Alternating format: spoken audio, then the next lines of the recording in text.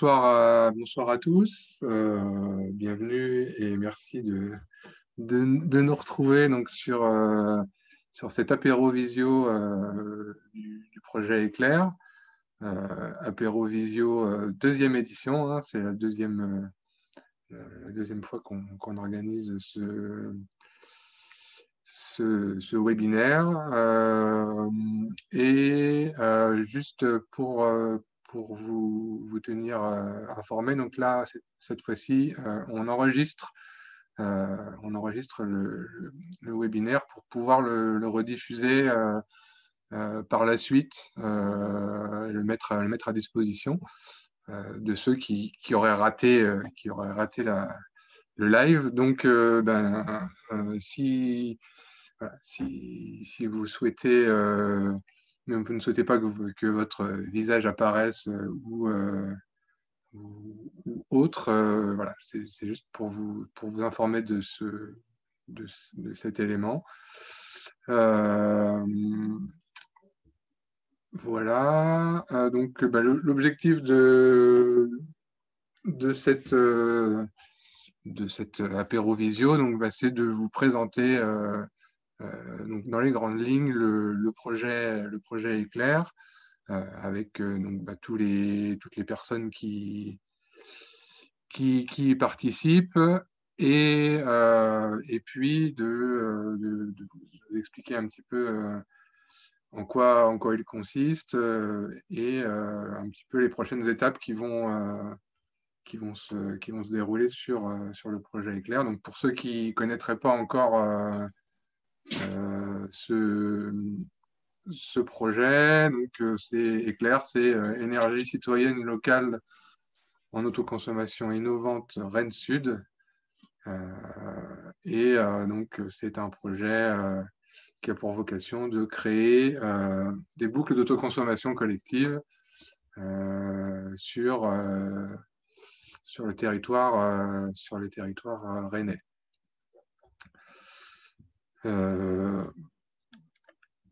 Voilà. Tu peux peut-être juste présenter les porteurs de projet, Alexis, oui, pour tout faire... à fait. Je vais... comme tu veux. Juste les personnes présentes, sinon je pensais. Mais... Oui, okay. On va faire les deux en même temps, si tu veux. Okay. Comme tu as le micro, je te laisse la parole. Donc, voilà, je laisse les copains qui portent le projet avec moi se présenter. À vous. Eh bien, bonjour, bonsoir. Merci d'être présent. Je reconnais quelques têtes. Salut Albert et Marie-Paul et Sylvain. Et bref, enchanté que vous puissiez être tous présents, et bienvenue aux autres. Donc, on est effectivement au départ plutôt un groupe d'habitants qui avions initié cette démarche. Moi, je suis Julie Germain. J'habite boulevard Clemenceau et je suis Nathalie Gibaud, donc j'habite aussi à côté de la piscine Bréquigny. Et donc, on est donc dans la partie Rennes Sud-Ouest d'une des boucles énergétiques dont on va parler aujourd'hui. Et avec Alexis et Vincent, à qui on va passer la parole juste après, on est en fait le petit noyau dur, entre guillemets, des premiers à avoir travaillé sur le projet. Je vais prendre la suite. Moi, c'est Vincent Van der Hagen. Effectivement, je fais partie du petit noyau initial à concrétiser le projet, les idées, les envies d'habitants des quartiers de Bréquigny et, disons, Francisco Ferrer, Sainte-Thérèse, Landrel, Poterie. Après, le périmètre restera à concrétiser pour créer des boucles locales énergétiques. Et je suis également, à titre bénévole, le président de la coopérative Sirène, qui est un des membres du regroupement pour mener à bien ce projet.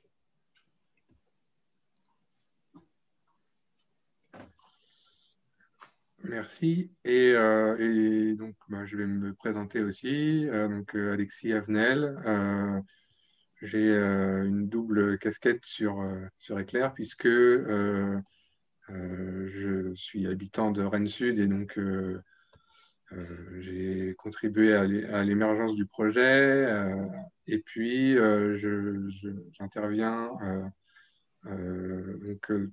en tant que chargé de projet dans la société Cohérence Énergie, dont on va parler juste un tout petit peu plus tard.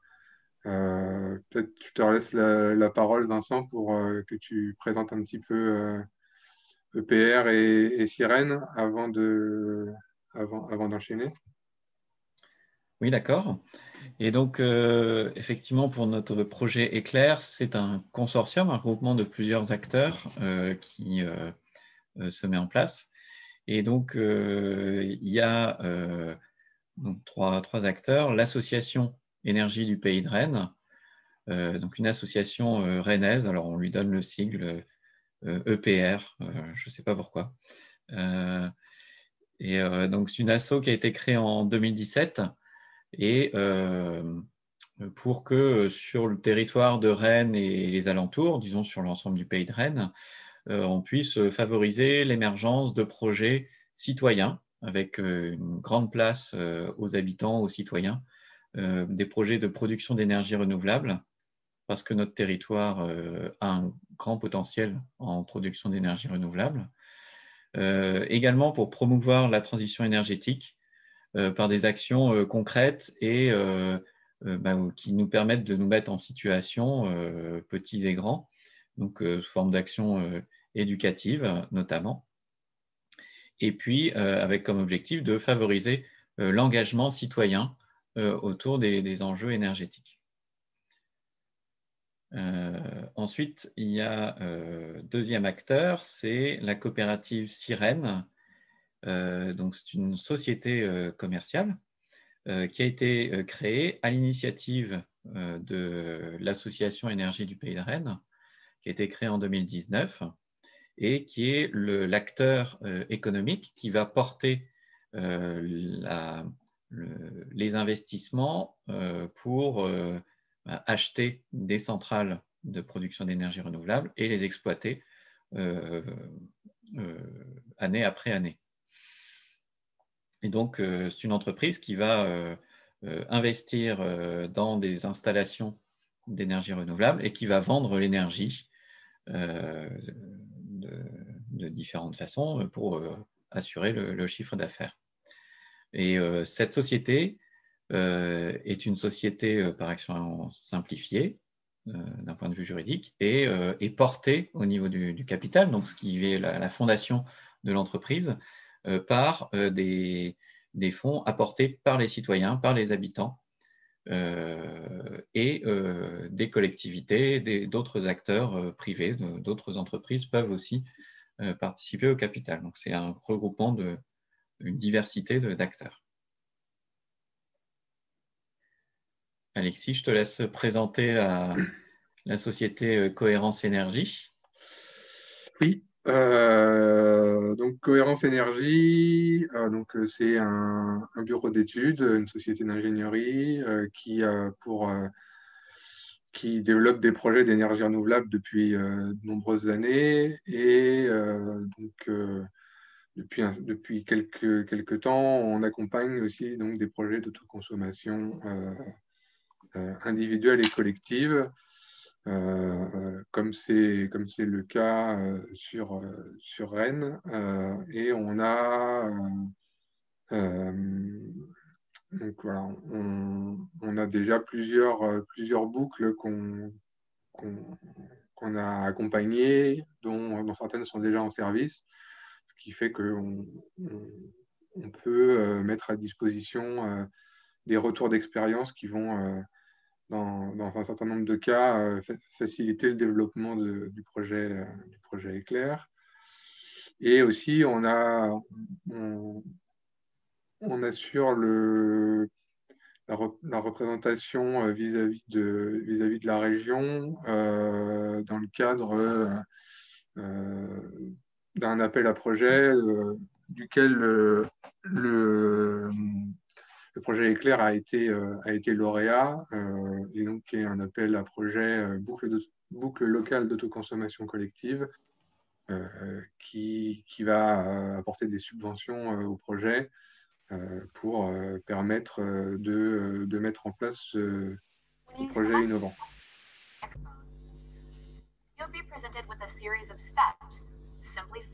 Alors, si vous pouvez éventuellement couper vos micros respectifs, voilà, je pense que c'est bon, et on avait un son, un son parasite. Donc voilà pour les différentes structures. Il y avait une petite question dans le chat, oui. effectivement, qui est sous quel statut coopératif est la SAS Sirène.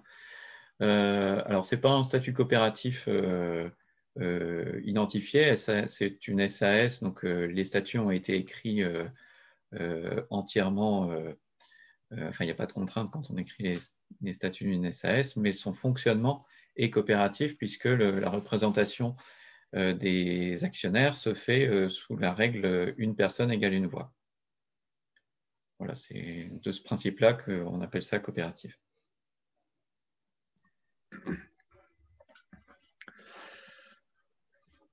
Et donc, cette coopérative a pour vocation de développer différents projets d'énergie renouvelable, principalement des projets solaires, même aujourd'hui exclusivement des projets solaires, et sous deux modèles différents, hein, des modèles qu'on appelle en vente totale et un modèle qu'on appelle l'autoconsommation collective. C'est de ça dont on va parler maintenant. Donc, vous n'hésitez pas à m'interrompre si effectivement il y a des précisions à apporter. Mais voilà, l'autoconsommation collective, c'est un principe qui permet de produire et de consommer localement l'énergie qui est produite à partir d'énergie renouvelable sur le réseau local existant, le réseau Enedis pour ce qui concerne Rennes. Et donc, c'est une façon d'aller directement du producteur au consommateur. Hein, on parle, voilà, un certain nombre de mots-clés qui apparaissent ici, mais d'AMAP de l'énergie, ce genre de choses. L'idée, c'est vraiment d'impliquer les habitants et les collectivités, enfin, tous les acteurs d'une zone donnée dans les projets, donc à travailler sur la production, à travailler sur la consommation, et tout en garantissant un certain nombre de choses telles qu'une stabilité du prix de l'énergie, ce qui va être dans le temps, en tout cas, quelque chose de maîtrisé pour les différents consommateurs sur la boucle. Donc, comment ça fonctionne une boucle d'autoconsommation collective? Très simplement, donc vous avez un certain nombre de producteurs. Dans le cas ici particulier du projet Éclair, le principal producteur, ce sera la coopérative Sirène. Et vous avez un certain nombre de consommateurs, potentiellement vous tous qui êtes réunis, si vous êtes localisés dans les boucles, dans les périmètres concernés, qu'on va voir un petit peu plus tard. Et la façon dont ça se passe, c'est qu'on va avoir une production qu'on va répartir de manière en définissant des clés de répartition. Dans l'exemple ici, donc on a un cas très simple, hein, une production à 100% et un consommateur A à qui on attribue 30%, un consommateur B à qui on attribue 70% de la production. Donc ça, c'est vraiment le cas de base le plus simple. Et puis derrière, on peut avoir un certain nombre de cas un peu plus complexes où on va avoir répartition qui va se faire dans le temps un peu de manière différente entre les différents consommateurs. On peut aussi avoir du surplus. Donc là, voilà, il s'agira aussi de valoriser ce surplus quand la consommation n'est pas équivalente à la production. Si elle est inférieure, on peut avoir un petit peu de surplus. Voilà. Je ne m'attarde pas plus sur ces schémas-là. Après, ce serait rentrer un peu trop dans la complexité du projet, mais voilà, c'est juste pour que vous ayez un petit peu une idée de comment ça se passe. Et donc, sur une boucle d'autoconsommation collective, donc on a trois entités principales qu'on va retrouver, donc qui sont les producteurs d'un côté, le ou les producteurs, le ou les consommateurs d'un autre côté, qui peuvent être à la fois et producteurs et ou consommateurs. Et la personne morale organisatrice, c'est une entité juridique qui va regrouper l'ensemble des producteurs et des consommateurs. On va le voir juste après. Hop. Donc là, on a un petit schéma d'organisation d'une boucle. Et donc, on a notre personne morale organisatrice en haut à droite, donc qui, ici, ce qui est pressenti, c'est que ce sera l'association énergie du pays de Rennes. Donc c'est une des options, c'est la plus probable. En tous les cas, c'est cette entité qui va regrouper tous les acteurs, producteurs et consommateurs, pour raccorder et gérer les clés de répartition, donc la répartition des kilowattheures entre les différents consommateurs.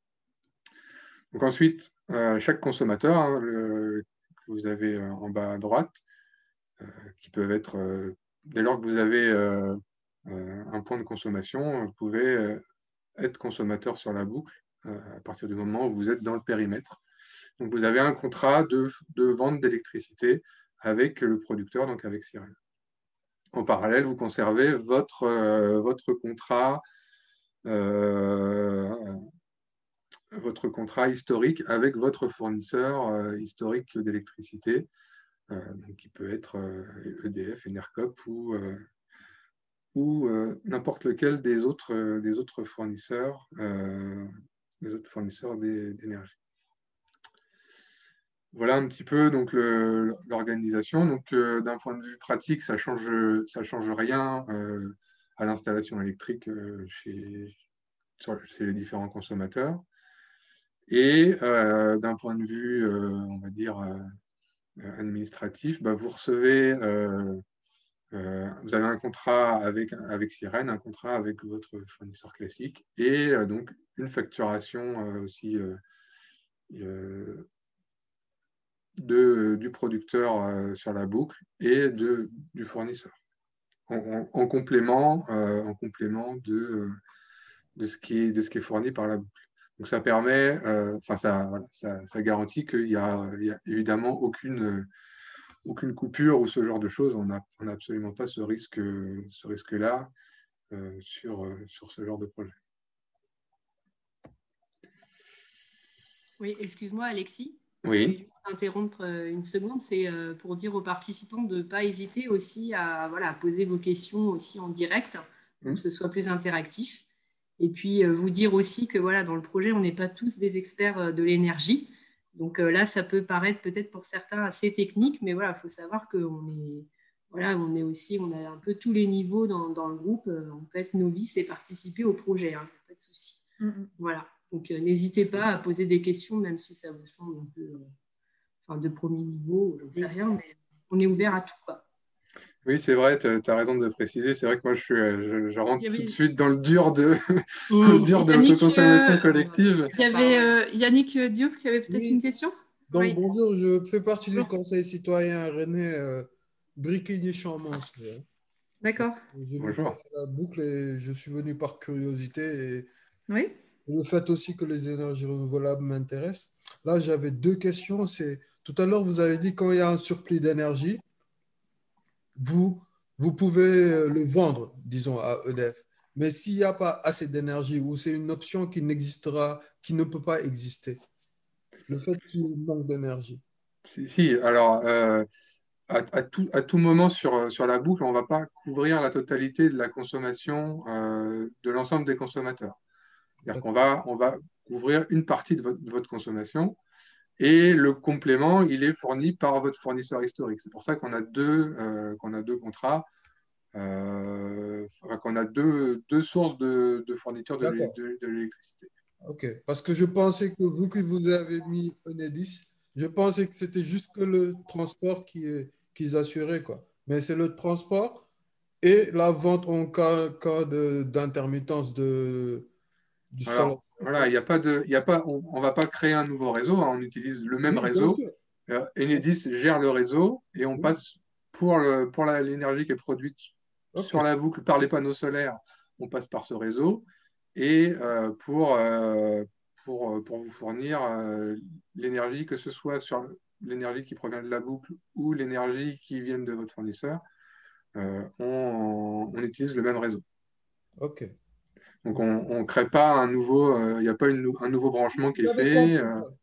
J'avais compris ça. Mais là, je pensais que c'était juste le transport et je ne voyais pas le surplus d'énergie dont j'avais besoin, dont je risque d'avoir besoin, il venait par où. Mais là, c'est bon.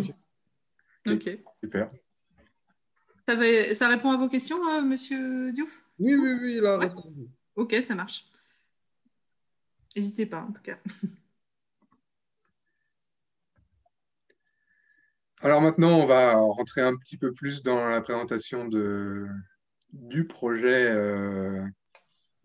Éclair en tant que tel. Maintenant qu'on a un peu donné les grandes lignes de l'autoconsommation collective, hein, donc, je te laisse la parole, Vincent. Est-ce que Oui.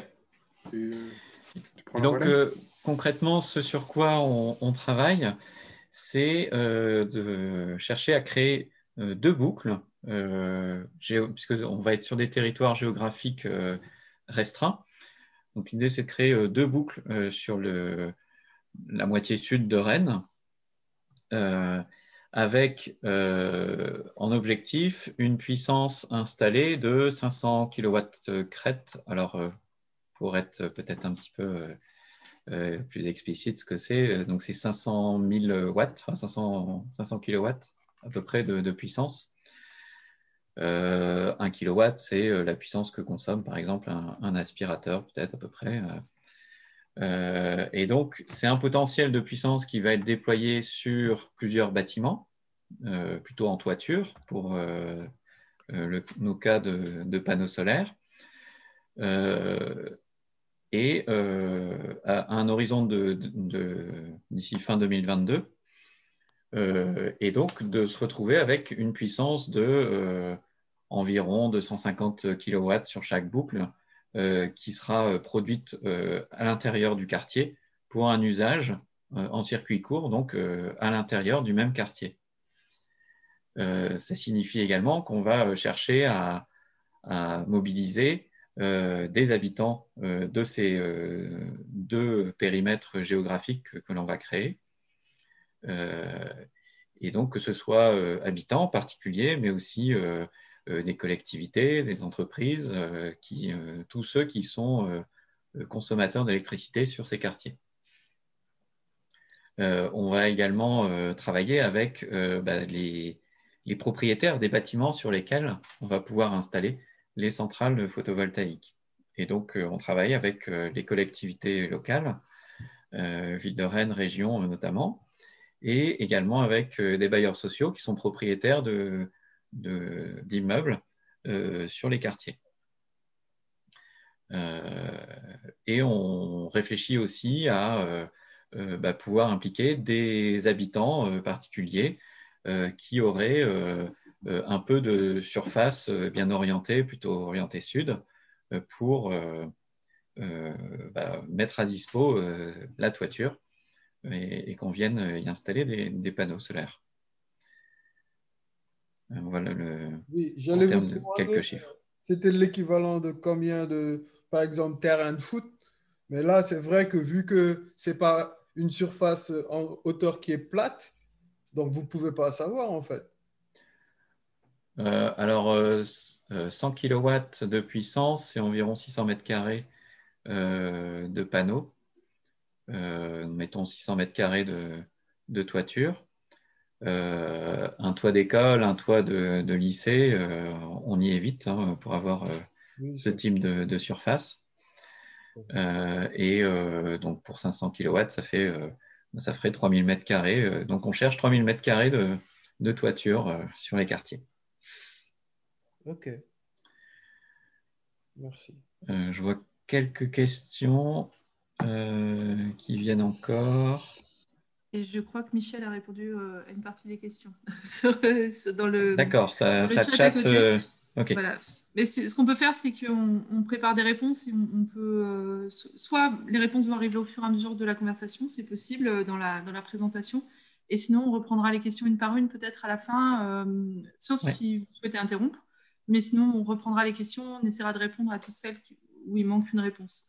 Si ça vous convient, on fonctionne comme ça pour pas toujours couper. Mais n'hésitez pas à les poser dans le chat, comme ça on n'oubliera pas d'y répondre si ça vous convient. Je me permets d'intervenir. Coucou Alexis. Et Patrice. La tour des horizons, à côté, ça y est, je viens d'aménager. Et on a parlé ce soir d'un potentiel panneau solaire possible sur des toits. Donc il y a 3 grands bâtiments, le Trégor, le Penthièvre et le Goëlemont. Voilà. Donc je suis arrivé en retard parce qu'on a discuté de ça ce soir. Ça intéresse, donc je pense que le projet va falloir le travailler pour le centre. C'est aussi pas mal. Parce qu'il y a une grosse densité de population dans 3 grandes tours d'immeubles. Donc je pense que vous pouvez avoir les 3000 mètres carrés. Et il n'y a pas d'isolant sur la toiture, c'est que du béton. Donc on ne va rien écraser, c'est propre. Voilà, allez, je vous laisse finir. Merci Patrice. C'est vrai que tu es hors périmètre du projet Éclair, mais ça n'empêchera pas de mener d'autres réflexions parallèles du même type. Ouais, tout à fait.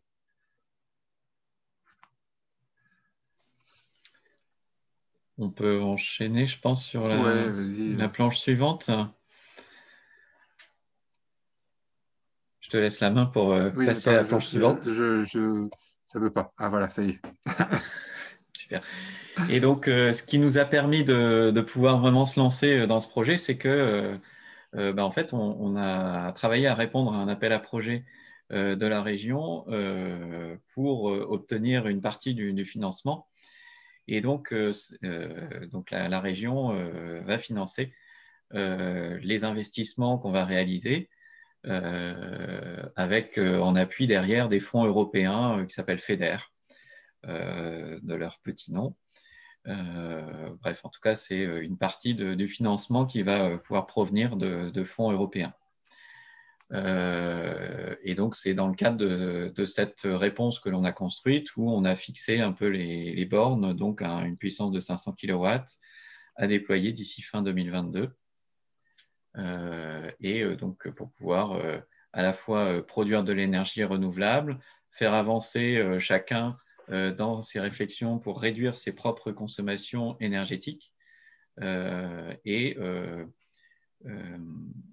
pouvoir consommer soi-même l'électricité qui a été produite localement.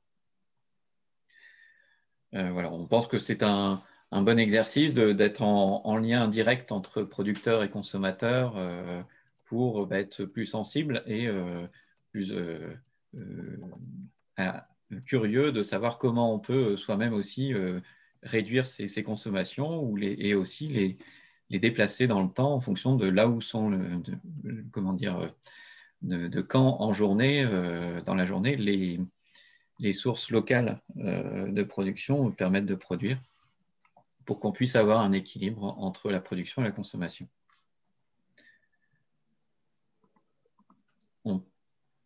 Alors, concrètement, géographiquement, c'était une question qui était posée.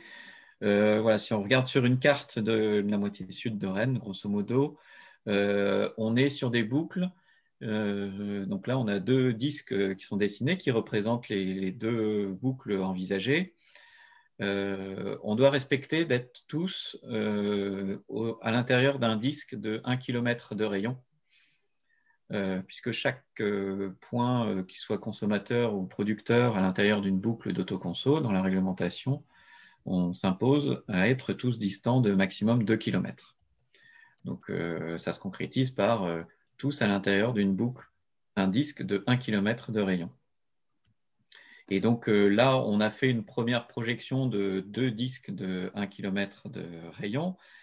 Le centre exact de chacune des 2 boucles pourra évoluer en fonction de quels sont les consommateurs et producteurs, qui sont exactement à l'intérieur, dans la liste de chacune des boucles. Et c'est ça qui va déterminer la position plus exacte de chacun des disques. On n'est pas figé sur un périmètre exact au départ. Ça dépend qui, à l'intérieur, constitue la boucle en termes de production ou en termes de consommation. Excusez-moi, c'est qui a fixé ces règles de 1 km? Ça, c'est... alors, c'est pas le confinement. Non, c'est la loi sur la transition énergétique, en fait, qui a mis en place ce mécanisme d'autoconsommation collective, où, en fait, et ça, c'est récent, c'est la fin 2019 que ça a été acté.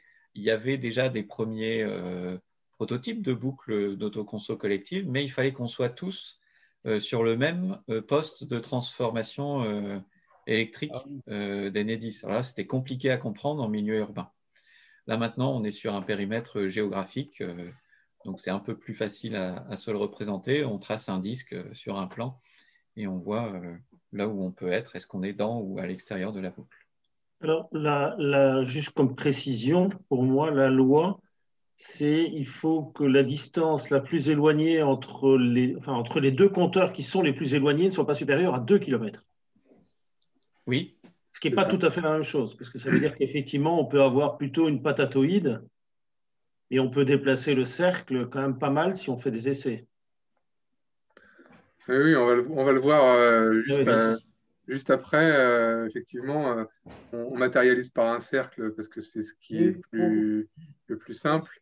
Mais notamment, si je montre, on y reviendra sur Breaking après, mais par exemple sur la boucle Sainte-Thérèse, Francisco Ferrer, Poterie, là, clairement, voilà, on a 2 cercles rouges ici, donc c'est clairement pour montrer que les périmètres ne sont pas figés et que aujourd'hui, en fonction d'un site producteur ou d'un site consommateur, on peut tout à fait faire évoluer le périmètre au besoin pour aller intégrer dans la mesure du possible et à condition que d'autres sites ne sortent pas de la boucle, évidemment, mais on va pouvoir tout à fait faire évoluer ce périmètre.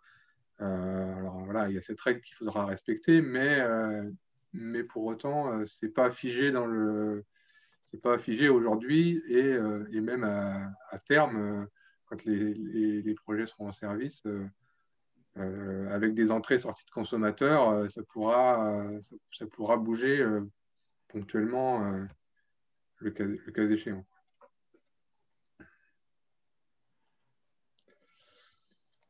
Donc, si on revient sur les deux périmètres, tu voulais continuer, Vincent, ou je reprends un peu la main comme tu veux. Oui, je peux continuer. Donc, on a, sur les 2 périmètres envisagés, on a déjà fait un repérage en fait, des toitures qui semblent bien prêtes pour accueillir des centrales photovoltaïques.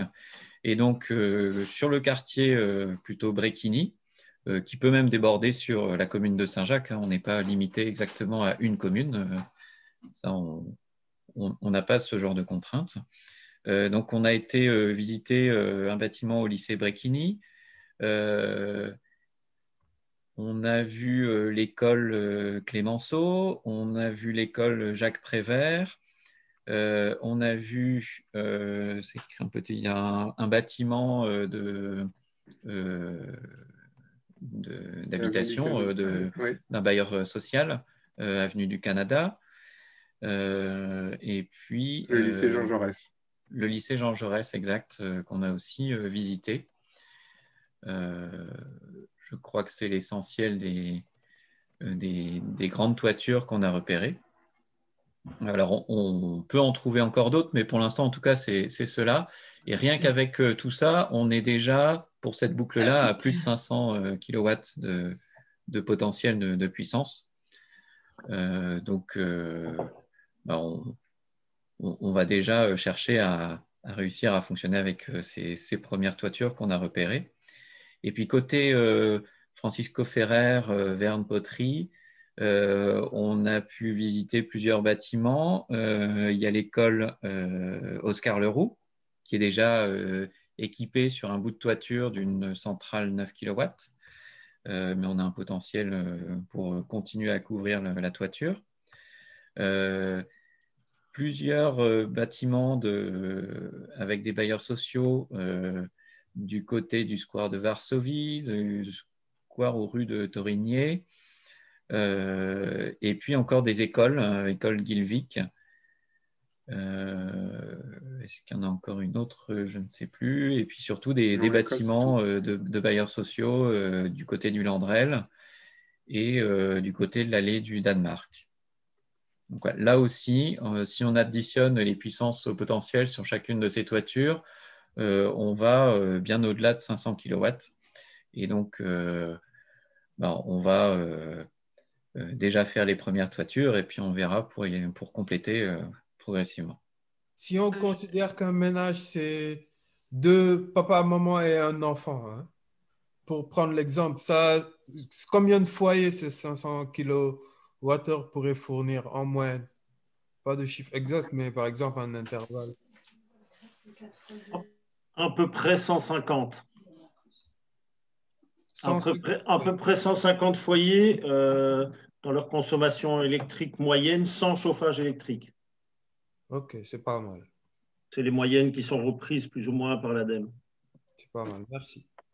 Et pour compléter, il y avait 2 questions en fait, une autour des copropriétés, sur les possibilités d'associer les copropriétés au projet, et une autre question d'Amandine sur le fait que les écoles Gabriel Péri et Olympe de Gouges, se trouvant sur Saint-Jacques, elles se trouvent dans le périmètre de l'autre boucle qui était affichée juste avant, mais sur l'opportunité d'associer ces écoles qui sont côté ville de Saint-Jacques.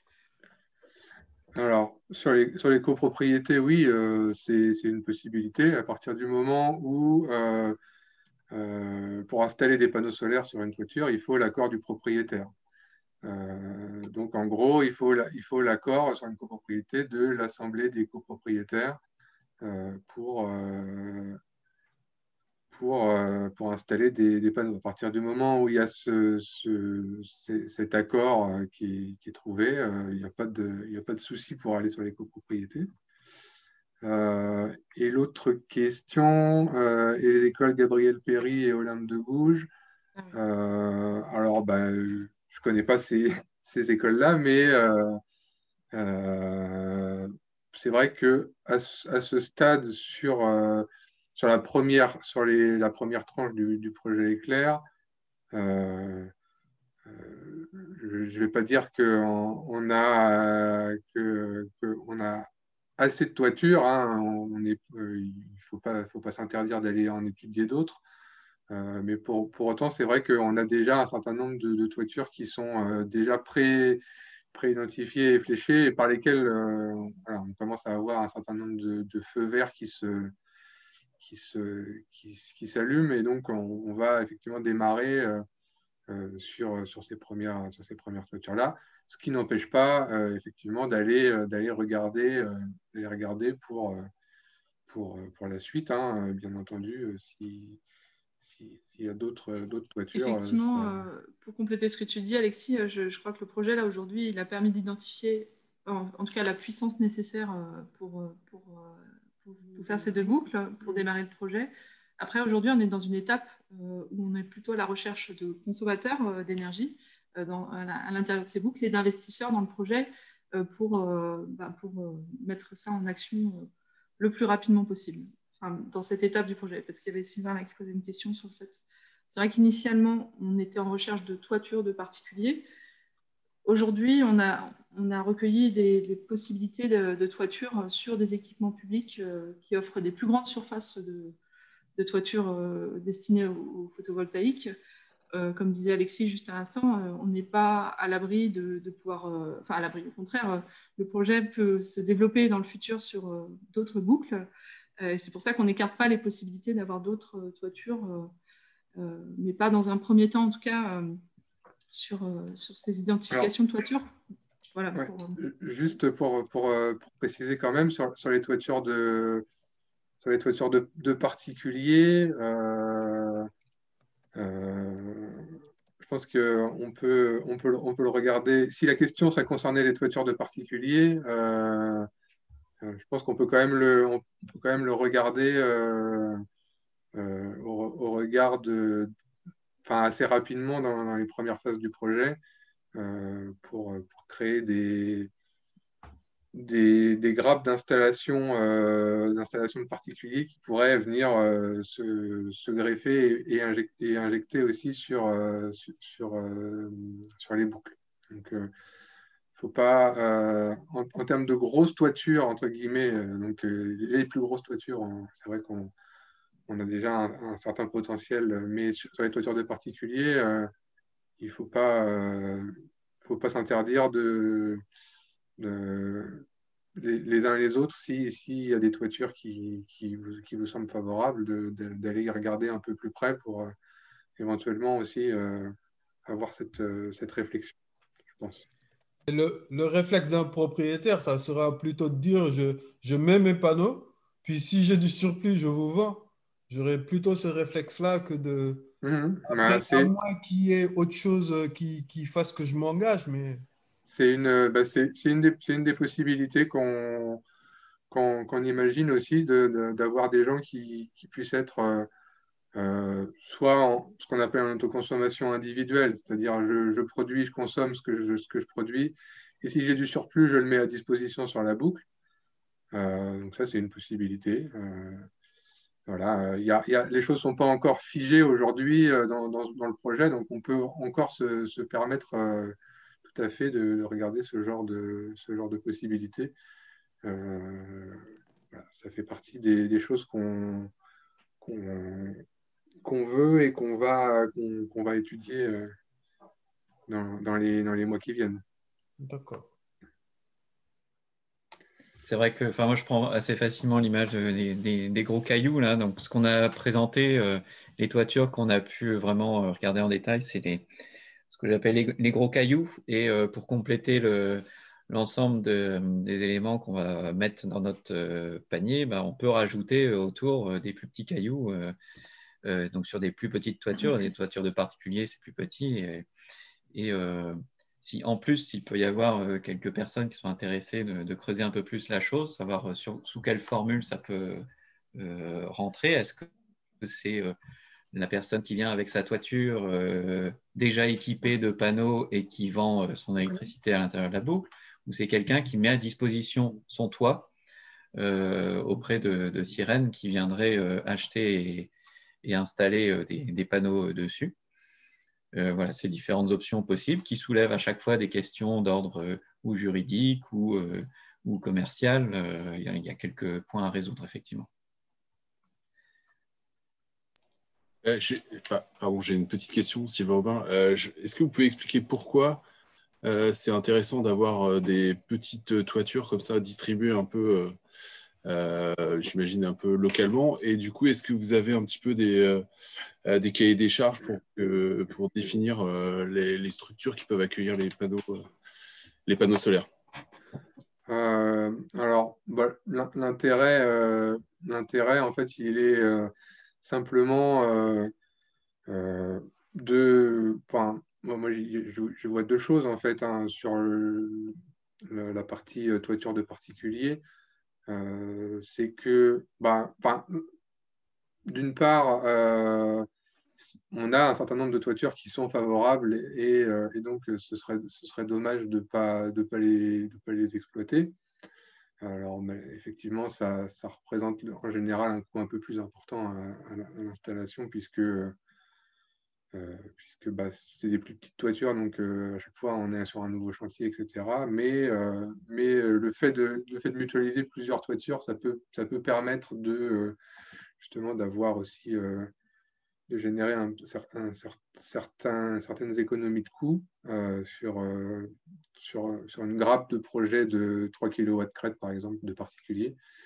Quand on va voir un installateur, on est un peu plus en mesure d'avoir des prix intéressants que quand on y va tout seul. Donc ça, c'est un point. Et puis c'est une façon aussi d'aller impliquer des gens qui se disent peut-être moi je vais faire mon projet dans mon coin. C'est ce que l'un d'entre vous disait tout à l'heure. Là, il peut éventuellement faire son projet dans son coin, mais aussi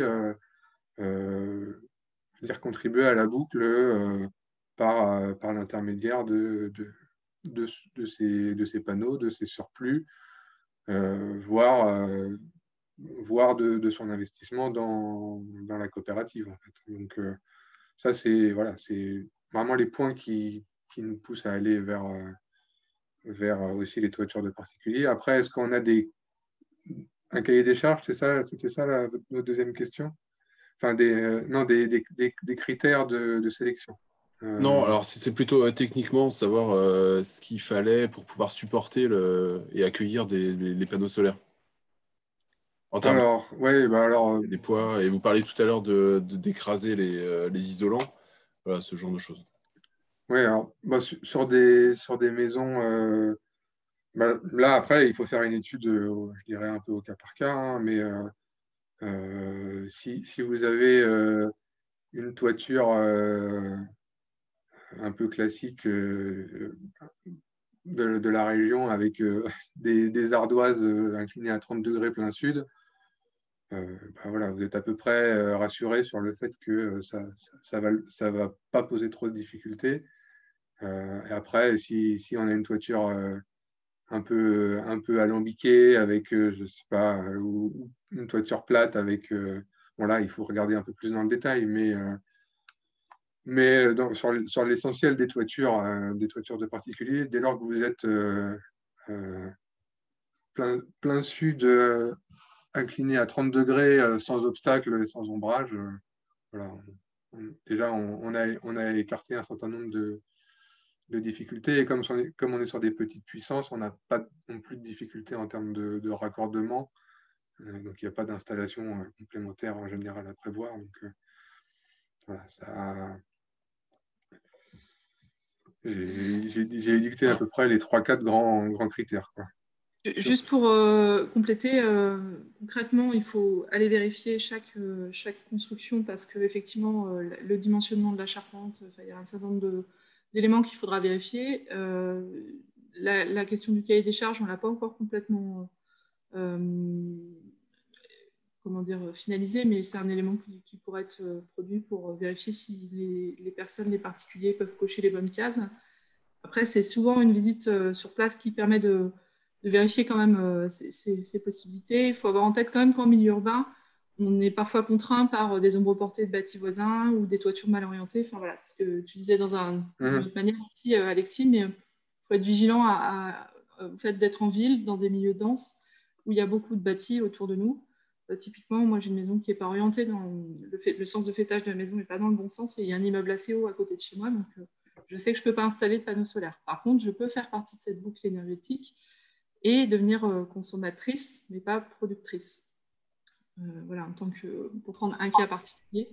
Mais, alors, il y avait d'autres questions sur le budget des deux boucles, où est-ce qu'il en est et où en est la levée de fonds. Et autre question assez différente, expliquer les taxes qui seront appliquées et si la circulation physique des électrons entre les producteurs... il nous manque un petit bout de phrase. Et la circulation physique des électrons entre les producteurs et consommateurs. Autre question, combien de foyers cherchez-vous?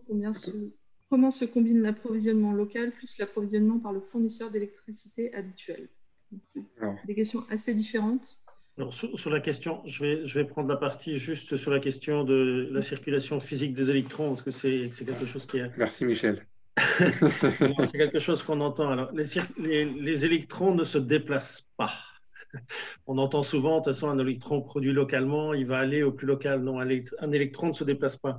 La meilleure image pour s'imaginer ce que c'est que l'électricité, c'est le jeu des dominos. Donc, vous mettez tous les dominos là en ligne, et puis alors vous tapez ce premier domino qui fait tomber le second, qui fait tomber le troisième, et ainsi de suite. Et en fait, c'est ce qu'on appelle un transfert d'énergie. Donc, l'électricité, c'est un vecteur énergétique. Donc, c'est un transfert d'énergie. L'électron, il ne bouge pas. Mais forcément, cette énergie qui est transférée de domino en domino va forcément aller au plus proche consommateur. Elle va d'abord aller servir le consommateur qui en a besoin le plus près et puis de plus en plus loin. Mais c'est un transfert d'énergie. Donc, on entend souvent effectivement les électrons. Non, les électrons, ils ne bougent pas. Ils restent cantonnés là où ils sont. Mais vraiment, les dominos, ça marche super bien pour se représenter ce que c'est que le transfert d'énergie par l'électricité. Je te laisse, Alexis. Juste, si l'électron il bouge, c'est juste parce qu'il s'excite et qu'il va exciter son voisin et lui transmettre l'énergie, quoi. C'est très excitant tout ça. Et ouais, merci pour ces petits compléments. Et donc,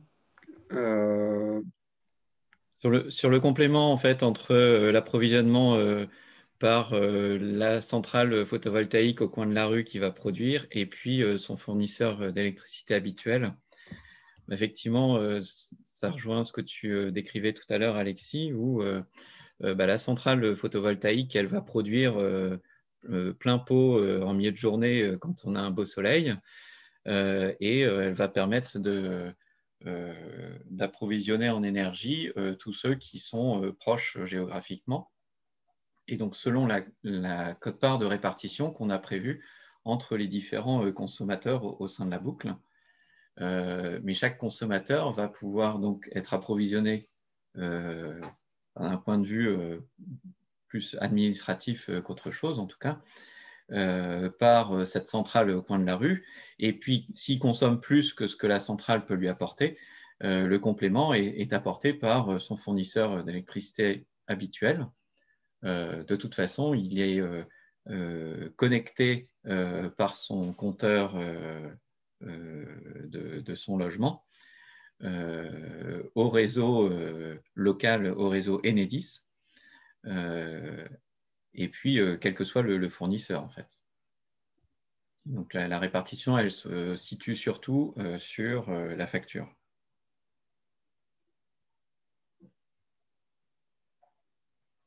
oui, il y a deux factures. Pour répondre à la question qui vient de posée par Amandine, il y a deux factures.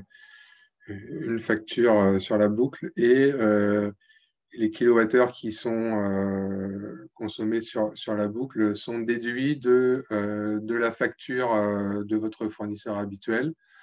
Et ça me permet de répondre aussi à la question des taxes qui seraient éventuellement appliquées.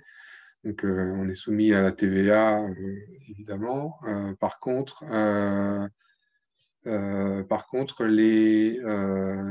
les taxes d'utilisation du réseau public et autres taxes électriques qu'on peut rencontrer et qu'on peut détailler sur une facture d'électricité telle que vous la payez tous respectivement, ces taxes-là sont collectées par le fournisseur, même pour la partie qui est produite sur la boucle. Donc, c'est aussi l'intérêt d'avoir toujours son fournisseur, c'est que la partie taxe, elle reste dans le giron du fournisseur.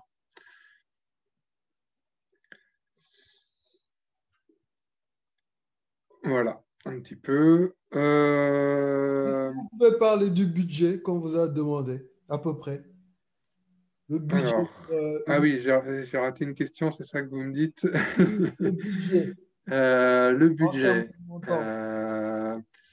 Alors, le budget prévisionnel du projet Éclair pour 500 kW crête, c'est autour de 800 000 euros. 800 000 euros. Et donc, on a une subvention Donc 800 000 euros, c'est la partie investissement et études, etc. Et tout ce qu'il faut mettre en place, la partie communication, pédagogie, outils pédagogiques à destination des consommateurs sur la boucle, etc. Tout est compris dans ce budget. Et donc, on a un accompagnement, de la région avec des fonds FEDER, comme évoqué précédemment, à hauteur de 65% de ce montant pour permettre au projet d'émerger. Sans cette subvention, aujourd'hui, on serait pas là en train de vous parler de boucle d'autoconsommation collective. Alors, juste parce que ça parle aussi. Oui. Effectivement, donc les 800 000 euros, si vous faites un petit calcul qui vous permet de connaître donc 530 000 kWh par an, on est dans le cas d'autoconsommation. Aujourd'hui, les panneaux sont garantis 25 ans, mais on peut même calculer un fonctionnement jusqu'à 30 ans sans trop de problèmes aujourd'hui sur des panneaux, puisque d'ailleurs même les producteurs de panneaux sont en train de réfléchir à faire passer les garanties de 25 à 30 ans. Donc ça fait quand même quasi 16 millions de kilowattheures par an. Donc si on ramène le coût du kilowattheure, ça fait 5 centimes d'euros le kilowattheure produit. Donc c'est juste pour montrer qu'effectivement, ce sont des modèles qui sont tout à fait économiquement intéressant par rapport à notre prix de l'électricité aujourd'hui, hors taxe. Mais aujourd'hui, on est plus proche de 8 centimes d'euros hors taxe le kilowattheure. Et là, on pourrait l'avoir, si vous voulez, ce financement, c'est un préfinancement pour garantir une électricité aussi à un prix correct. C'est juste pour montrer aussi l'intérêt économique, finalement, de ce type d'opération. Oui, tout à fait. Là, on est sur des projets un petit peu pilotes. Aujourd'hui, des boucles d'autoconsommation en France, il y en a peut-être une vingtaine qui sont en service. Et sur le modèle tel qu'on essaye de le porter sur Éclair, avec un financement citoyen sur des puissances aussi importantes, on n'en a pas encore, à ma connaissance, finalement, pas beaucoup sur des puissances aussi, voire pas sur des puissances aussi élevées. Donc, pour répondre à la question, les 35% restants, c'est notamment l'objet de pourquoi on est là, puisque au-delà de rechercher des consommateurs sur les boucles, ce qui est une des clés du projet, on recherche aussi des personnes qui pourraient devenir coopérateurs et donc participer en tant qu'investisseurs sur les boucles sur le projet Éclair. Parce qu'en fait, pour compléter, les 35% vont se répartir entre de l'apport en fonds propres par la coopérative Sirène et un emprunt bancaire. Et donc cet apport, donc l'emprunt bancaire, il va venir d'une banque qui sera prête à y aller si la coopérative, la société qui va faire tous les achats, est capable d'avancer des fonds propres, c'est-à-dire des fonds apportés par les actionnaires pour contribuer à tous ces achats. Et donc, effectivement, on cherche à renforcer, continuer à développer les fonds propres de la coopérative Sirène. Du coup, la somme à avancer peut être pas dérisoire, mais on peut passer de 800 000 euros à un budget nécessaire de 35 000 euros si on prend en compte le prêt bancaire. Et 35 000 euros pour 150 personnes, c'est largement faisable. Oui, on pense que c'est vraiment à notre portée et qu'on peut y arriver. Et plus il y a moi, ce que je souhaite aussi qu'on puisse avoir, c'est s'il y a un fort engouement, on sera on aura peut-être moins besoin aussi d'emprunter et ça montrera aussi une part d'engagement des habitants, des citoyens plus importante. Ok. Merci. Alors, c'est de l'investissement, pour être clair, c'est du capital risque. Hein. Ceux qui apportent, qui souscrivent des actions de la coopérative Sirène, on souscrit des actions, on ne peut pas garantir qu'on apporte un rendement assurément et qu'on puisse retrouver son investissement qu'on a fait en capital. Ça, c'est pour être. Voilà, il y a un risque de perte en capital, pour reprendre les termes qu'on trouve également dans les pubs à droite à gauche. Oui, enfin, un risque qui est quand même assez limité, hein, parce que là, ça va faire peur, là. Tu es un mauvais commercial, Vincent. Non, c'est un risque qui est quand même vachement limité, puisque de toute façon, le seul chiffre d'affaires de l'opération, c'est la production d'électricité qui est garantie qui a une sorte de garantie quelque part avec peu de risques. Après, c'est les assurances, il faut les bonnes assurances. Mais donc, il n'y a pas. Voilà, c'est moins risqué que de prendre des actions dans des entreprises de la haute technologie, par exemple, qui peuvent subir des bulles. Il faut rassurer quand même les investisseurs potentiels, Vincent. Oui, mais je ne veux pas non plus non, mais je sais bien. Faire croire n'importe quoi. Alors là, on est dans le cas où la production que l'on va faire, le chiffre d'affaires de Sirène va provenir de la vente d'électricité au sein de la boucle, ou au sein des boucles. Si on a beaucoup de consommateurs, enfin suffisamment de consommateurs pour pouvoir être sûr de vendre la totalité, très bien, on est assuré du chiffre d'affaires. Mais de toute façon, dans le mécanisme qu'on met en place, on prévoit un acheteur du surplus. Et donc, c'est un acteur, un fournisseur classique d'électricité qui va nous acheter tout ce que les consommateurs à l'intérieur du quartier n'auront pas consommé. Et donc, on est quand même assuré d'avoir un chiffre d'affaires minimum. Et il est déjà fixé par EDF, le prix du rachat. Non, dans le cadre de ce programme d'autoconso collective, il n'y a pas de prix qui est garanti parce qu'on ne vend pas la totalité à un fournisseur particulier. Le prix sera, il n'est pas connu encore à ce jour, hein, mais il sera connu évidemment au moment de souscrire un contrat d'approvisionnement avec Sirène, et il sera fixe dans le temps, mais il n'y a pas de lien avec les contrats d'obligation d'achat tels que ça se pratique sur des projets classiques dans les énergies renouvelables.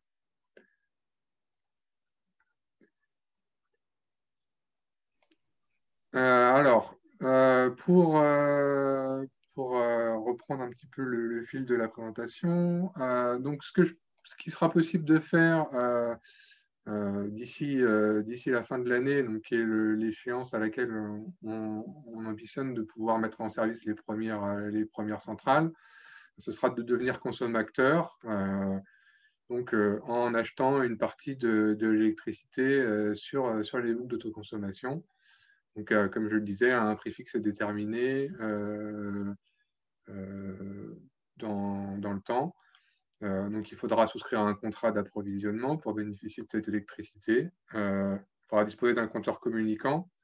Il faudra se trouver sur un périmètre de boucle, donc dans ce fameux cercle de 2 km, et être consommateur sur le réseau basse tension. Donc ça, dès lors que vous êtes un particulier, à moins d'avoir des installations extraordinaires, auquel cas vous savez que vous n'êtes pas sur le réseau basse tension, vous êtes tous normalement consommateurs sur le réseau basse tension.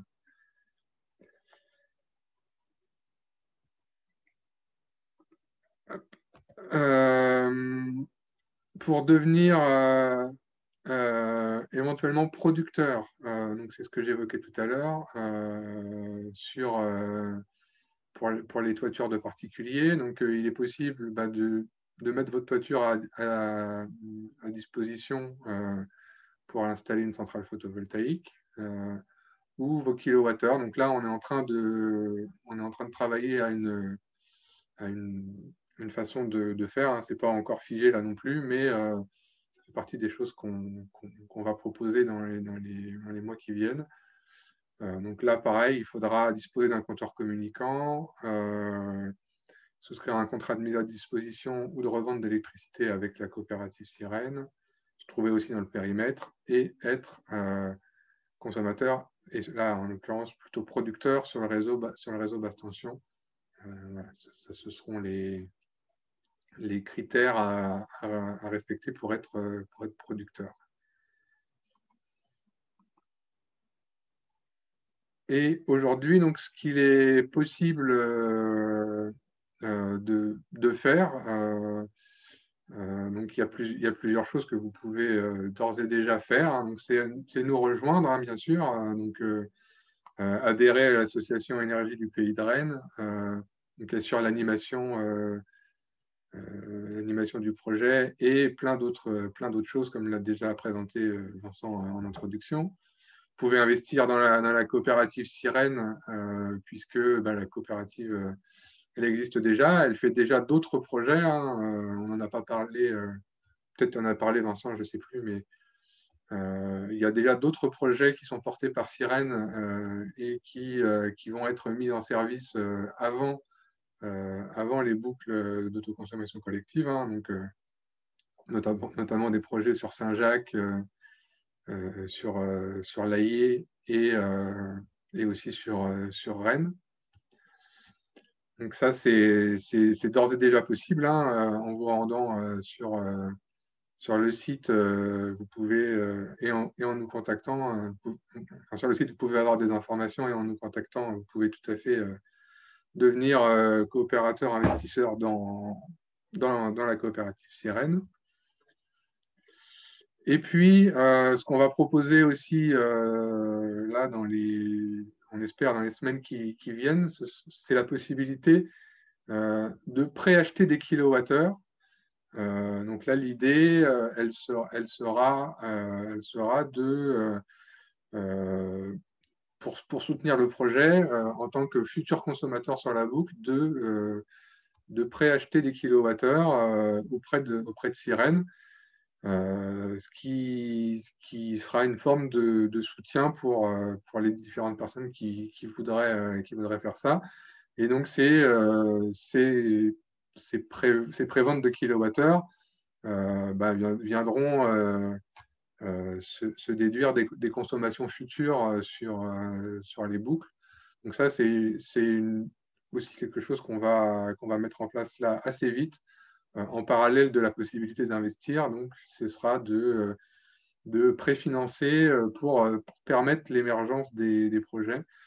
Donc, de préfinancer ces kilowattheures en tant que futur consommateur sur la boucle pour des personnes qui ne souhaiteraient pas investir dans la coopérative, hein, même si l'investissement il est accessible. Hein, une part, c'est 50 €. 50 €, donc ça représente pour certains un montant, mais ça reste accessible. Si certains d'entre vous ne souhaitaient pas investir, il sera aussi possible de passer par cette prévente de kilowattheures qui sera une façon de soutenir le projet en anticipé et qui viendra se déduire des consommations futures. Des consommations futures de chaque consommateur qui choisirait ce schéma. Alors voilà, vous avez ici tous les contacts, hein, des différentes adresses mail et sites internet sur lesquels vous pouvez retrouver un petit peu les différentes informations relatives au projet. Donc n'hésitez pas à prendre les contacts et puis à nous rejoindre si vous voulez vous impliquer dans les projets, y investir, y consommer dans le futur. On a besoin de vous. Donc, n'hésitez pas à nous rejoindre d'une façon ou d'une autre.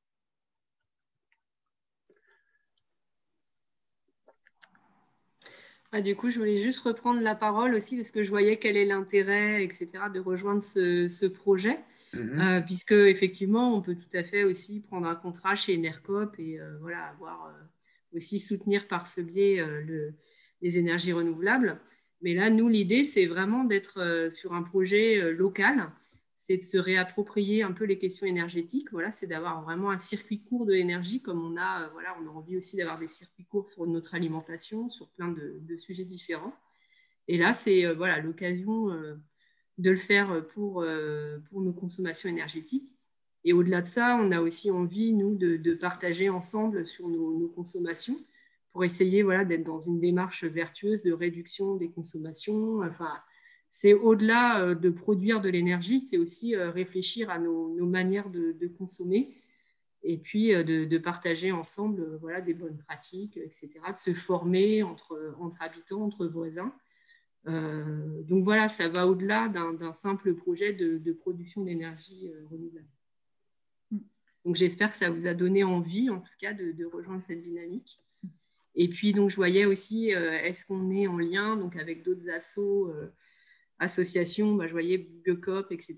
Donc oui, c'est vraiment notre souhait de justement faire voilà, d'associer aussi d'autres partenaires dans le projet. Donc, on est notamment en lien avec l'ALEC, par exemple, l'Agence locale de l'énergie et du climat du Pays de Rennes. On veut développer aussi des actions avec eux et avec d'autres acteurs du territoire rennais, comme les ateliers du vent, par exemple, ou d'autres acteurs voilà, qui travaillent sur des sujets peut-être aussi différents, mais toujours sur les transitions. On est également très liés aussi avec d'autres acteurs et pas que sur le territoire purement rennais. Je crois qu'il y a quelques survoltés dans l'assistance ce soir. Donc, c'est une autre coopérative qui est basée à Guipel et un peu sur la même image, qui cherche à développer de la production d'énergie renouvelable sur son propre territoire. Et donc, on cherche à travailler le plus possible en réseau pour faire profiter nos expériences, nos connaissances, nos idées aussi pour faire émerger cette envie de développer de l'énergie renouvelable sur son propre territoire. Et puis, un acteur public important, c'est Énergive, une société qui est une émanation des collectivités de l'ensemble du département d'Ille-et-Vilaine et qui investit dans des installations de production d'énergie renouvelable sur tout le département. Il travaille, par exemple, en ce moment à des centrales photovoltaïques au sol sur des terres qui ne sont plus utilisables ni pour la construction ni pour l'agriculture, du côté de Guignin, du côté de Bru, Pompéan. Énergive, on travaille avec eux également. Donc, il y a un vrai réseau dans lequel on cherche à s'inscrire également. Et juste un autre volet du projet quand même qu'on souhaitait aborder, c'est le côté social. Parce que c'est vrai qu'on a eu quelques remarques au début en nous disant oui, c'est un projet un peu de bobo, etc. Mais justement, nous, on ne souhaite pas du tout, on souhaite vraiment que ce projet s'adresse à tout le monde, quels que soient ses moyens. Et donc, on est également en contact avec des bailleurs sociaux.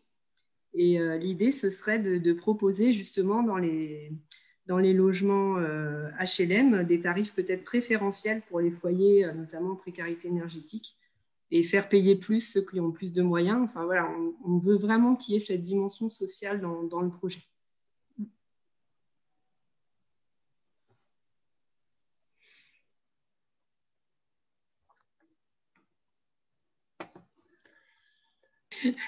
N'hésitez pas si vous avez des questions. Je pense qu'on a fini la présentation. Ah non, il y avait. Oui, non, mais c'est une foire aux questions, en fait. Donc, voilà. D'accord. Donc, n'hésitez pas à poser vos questions en direct aussi. Hein.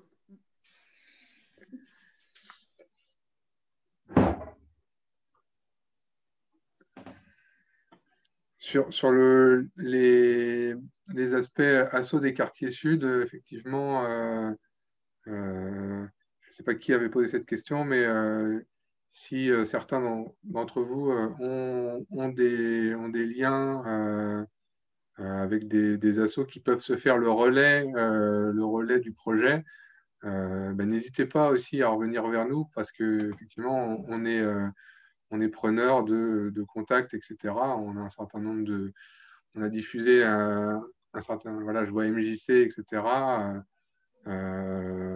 On a diffusé via un certain nombre de canaux, mais plus on va relayer et plus je dirais, le message il est diffusé largement et mieux c'est pour le projet, notamment effectivement le côté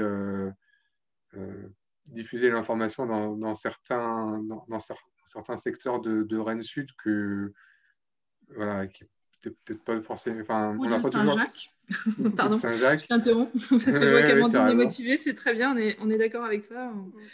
Effectivement, tous les biais et y compris le Conseil citoyen, Yannick, on était contente de voir votre présence. Et évidemment qu'il faut ouvrir, pas que à ces canaux d'associations d'initiés, parce que ça doit, ce sujet, à notre sens, il doit concerner tout le monde. Et tout le monde doit pouvoir y accéder à son échelle avec ses propres moyens. Mais en tout cas, il ne faut pas que les questions techniques puissent être un frein à se lancer dans ce projet. Il ne faut pas hésiter à poser des questions, même si elles peuvent vous paraître... ni économiques. Ni économiques, effectivement, mais en tout cas, voilà. Ok, donc là, on est clairement que sur de l'habitat particulier. Hein? Non. Les entreprises peuvent souscrire. L'habitat social dont on parlait tout à l'heure en fait partie parce qu'en fait, il est question, on travaille avec les bailleurs sociaux pour que des tarifications, alors c'est en cours de construction, hein, cette partie-là du projet, mais pour que des tarifications spécifiques puissent être proposées aux gens qui habitent dans ces logements sociaux et qui souhaiteraient se lancer là-dedans. Pas forcément investir, mais en tout cas rentrer dans ces questions de boucle énergétique et devenir des consommateurs. Et après, des particuliers qui habitent dans des logements sociaux, il y a la question des copropriétés dont parlait Alexis tout à l'heure en répondant à une question. Si l'accord de la copropriété permet de lancer, d'avoir une toiture qui accueille des panneaux solaires et que évidemment le bâtiment le permet, c'est une possibilité. Mais un particulier qui habite dans un immeuble, dans un appartement, peut aussi investir dans Sirène, peut aussi... ou être aussi consommateur. Bien sûr, si on investit dans Sirène, on a intérêt. Moi, je demande, par exemple, une petite banque, une petite structure ne peut pas adhérer. C'est ça, une petite structure.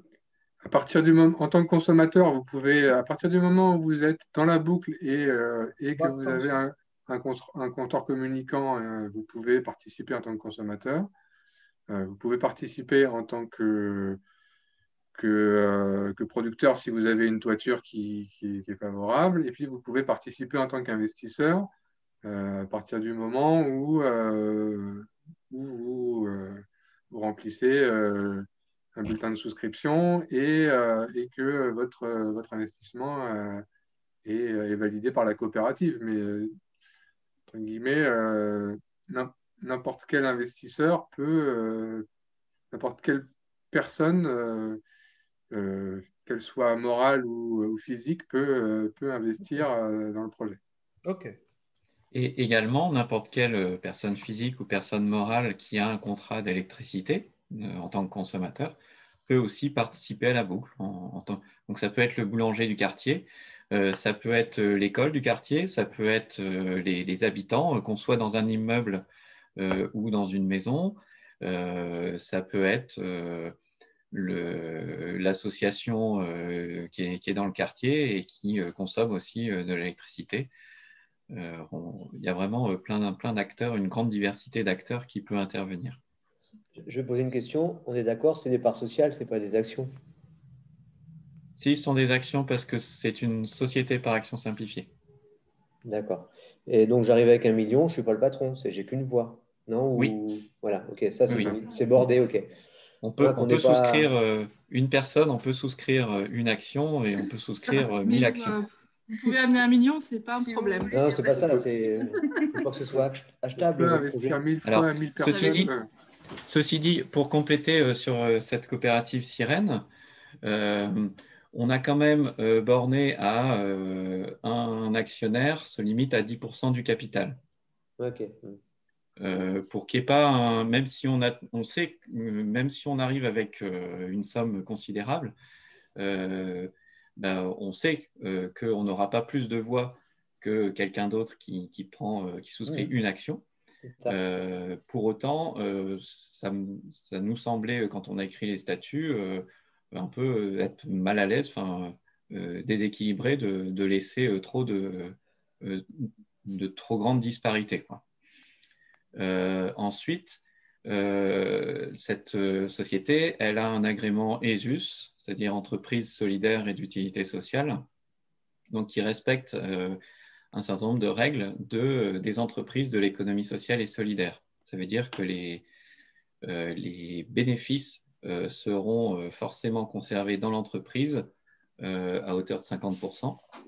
Et les rendements, les résultats distribués sont bornés à 3% du capital.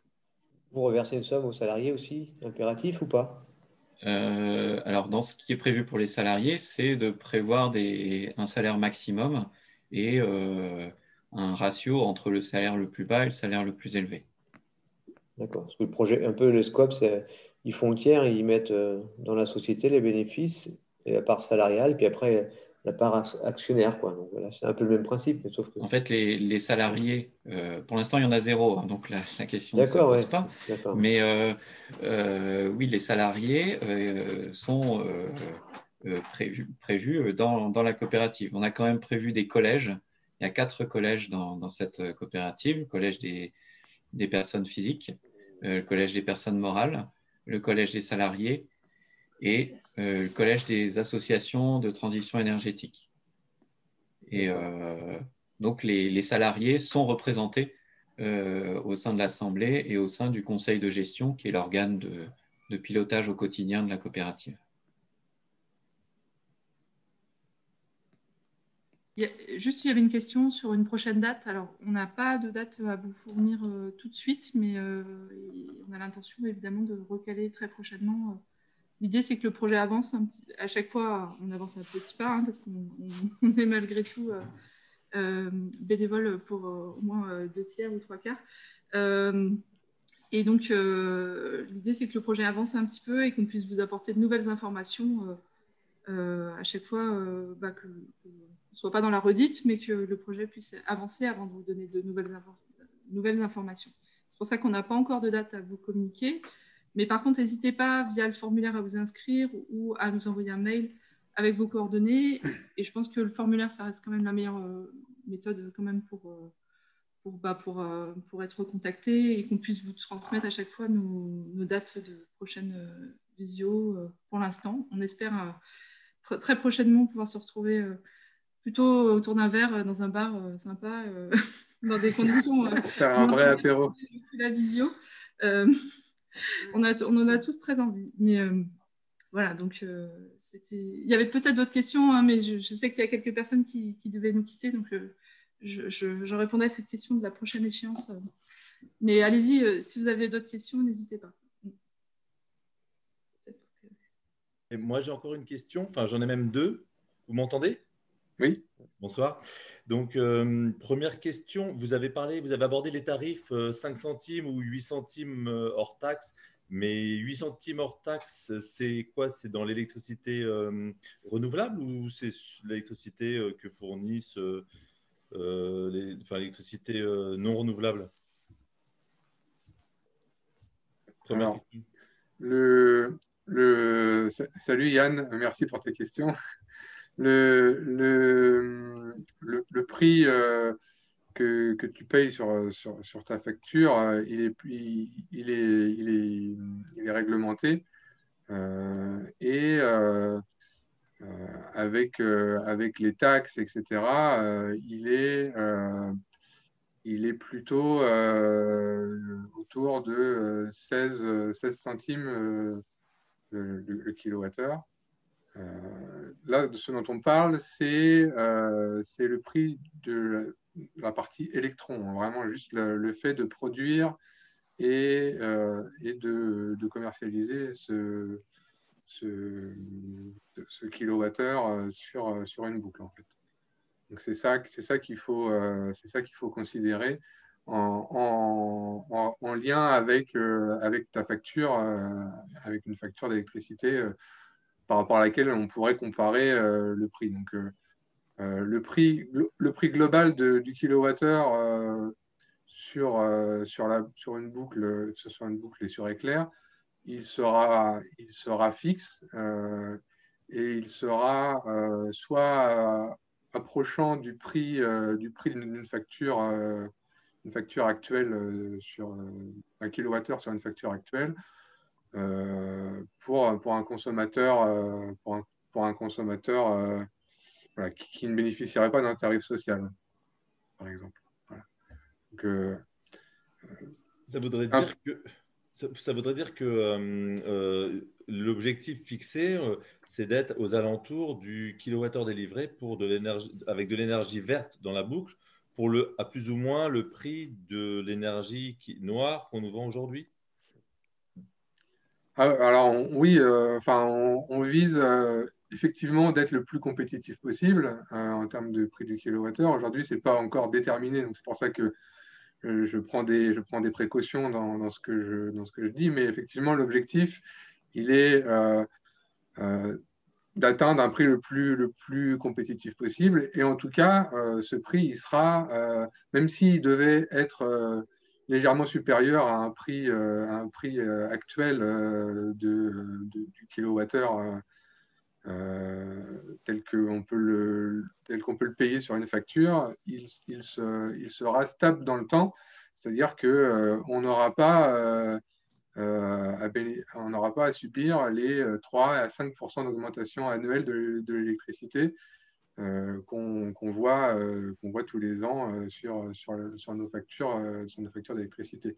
Et effectivement, pour de l'énergie, ça c'est effectivement ton point, pour de l'énergie qui est verte et locale, en comparaison d'une énergie plus lointaine et plus nucléaire. Ok, merci pour cette première réponse et cette première question. Et l'autre question, c'est que là, à mon boulot, là où je travaille, il y a une toiture qui est très bien exposée, etc. Je ne sais pas sa nature, etc. Mais je travaille pour une association. Comment vendre le projet à une association? En gros, qu'est-ce que ça peut lui rapporter, soit en termes d'image, soit en termes financiers, à mon association, d'accepter qu'il y ait des panneaux photovoltaïques sur son toit? Comment on présente ça à une équipe de direction ou à des administrateurs? Alors, il y a plein de questions dans cette question. La première chose, comme on le disait un peu dans le cours de la présentation, pour installer des panneaux sur une toiture, il faut avoir l'accord du propriétaire. Si l'asso elle est propriétaire de son bâtiment, déjà, c'est elle qui décide de ce qu'on fait sur la toiture ou pas. À partir du moment où elle n'est pas propriétaire, ça veut dire qu'il faut déjà trouver l'accord du propriétaire. Au-delà des aspects techniques, on regarde si la toiture elle est compatible, etc., il faut avoir un accord de principe du propriétaire. Après, quel est l'intérêt pour une association? Il y a plein de réponses à faire à cette question-là, mais il y a un intérêt d'engagement dans la transition, il y a un intérêt de soutien à un projet local, il y a un intérêt, enfin voilà, je pense que les arguments, on les a déjà plus ou moins développés. Après, comment convaincre un conseil d'administration, là, j'ai envie de te dire, on prend rendez-vous et puis on y va ensemble et on les convaincra par la présentation de notre projet, quoi. Mais voilà, je pense projet, il parle de lui-même et si ça fait écho ou pas avec les valeurs aussi de l'association, etc. Ok, merci.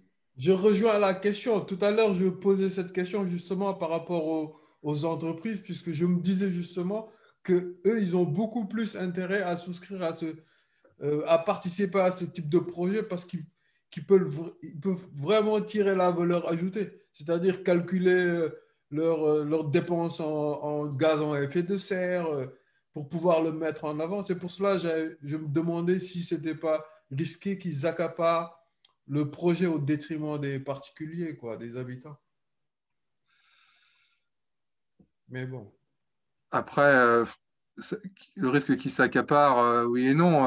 Après, on signe un contrat de fourniture, donc c'est la coopérative qui va choisir aussi les consommateurs qui souhaiteront souscrire en tant que consommateur sur la boucle. Donc, on peut très bien imaginer que pour des raisons X ou Y, on n'en est pas là, hein, mais certains consommateurs, par leur profil, leur type leur profil de consommation, voilà, et par qui ils sont ou par leur profil de consommation aussi, c'est-à-dire dire si un consommateur venait nous voir demain et disait j'achète 100% de votre énergie et je suis le seul consommateur sur la boucle, ça enlèverait de l'intérêt au projet. Et je ne suis pas sûr que forcément on adhérerait à cette proposition. Voilà, c'est pas la nature du projet en tout cas.